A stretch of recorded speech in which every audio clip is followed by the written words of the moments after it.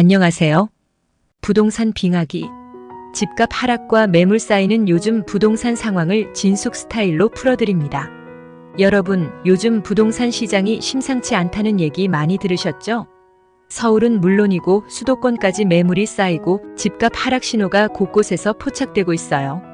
심지어 한때 신축 아파트 인기가 뜨겁던 지역에서도 이른바 마피 매물이 등장했다니 귀를 의심할 수밖에요.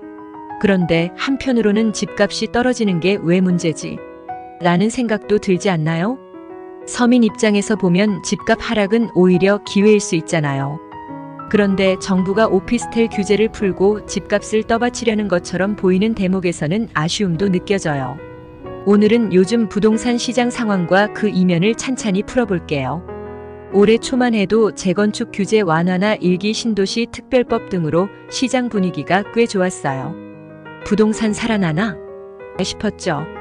그런데 말이에요. 가계부채 문제가 터지면서 정부가 대출 규제를 강화하니까 시장이 급격히 얼어붙었어요.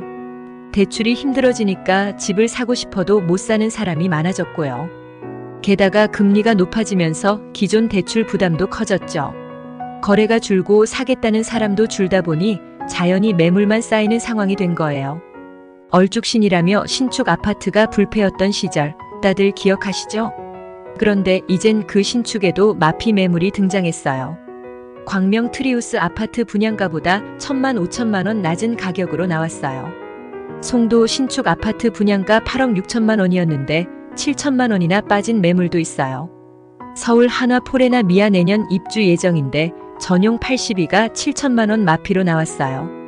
와, 이 정도면 신축 매물이 무적이라는 말도 옛말이 된 거죠. 서울은 아직 상승세를 유지하고 있지만 거래량은 확실히 줄었어요. 9월 3,059건과 10월 3,417건 거래량이 한창 때였던 7월 7,582건과 8월 6,474건에 비해 반토막 수준이에요. 특히 집값 전망을 보여주는 매매 가격 전망 지수가 94까지 떨어졌어요. 이 지수가 100 미치면 앞으로 가격이 하락할 거라는 예상을 의미해요. 서울도 이제 무조건 안전지대는 아니라는 얘기죠.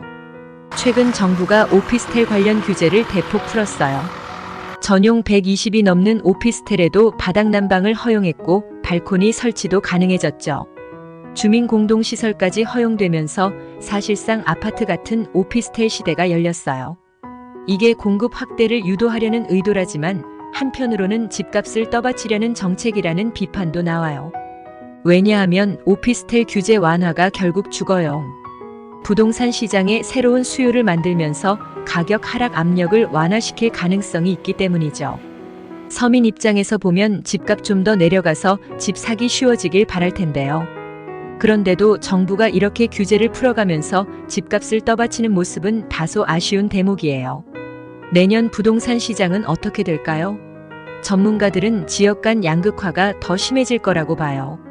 강남 서초용산 같은 인기 지역은 대출 규제와 금리 영향을 덜 받아서 가격 상승세가 계속될 가능성이 크대요. 노원 강북 같은 외곽 지역은 거래, 절벽의 가격 하락 압박까지 더해질 거라고 하네요. 이런 상황에서 서민들에게 가장 필요한 건 집값 안정과 실수요자 중심의 정책이겠죠. 지금 부동산 시장은요, 누가 이길지 모르는 눈치 싸움 중이에요. 매수자는 더 떨어질 거야 라며 기다리고 매도자는 내놨다간 손해라며 버티고 있어요. 이럴 땐요, 내가 진짜 주거 목적으로 집을 사는 건지 아니면 투자 목적인지를 분명히 해야 해요. 무리하게 대출을 끼고 집을 사는 건 특히 요즘 같은 상황에서는 위험할 수 있답니다. 그리고요, 정부 정책도 조금 더 실수요자 중심으로 설계됐으면 좋겠어요. 집값 하락이 꼭 나쁜 것만은 아니잖아요. 특히 서민들에게는 내 집 마련의 기회가 될 수도 있으니까요. 우리 부동산 시장도 그리고 내 삶도 조금씩 나아지길 바라봅시다. 시청해주셔서 감사합니다.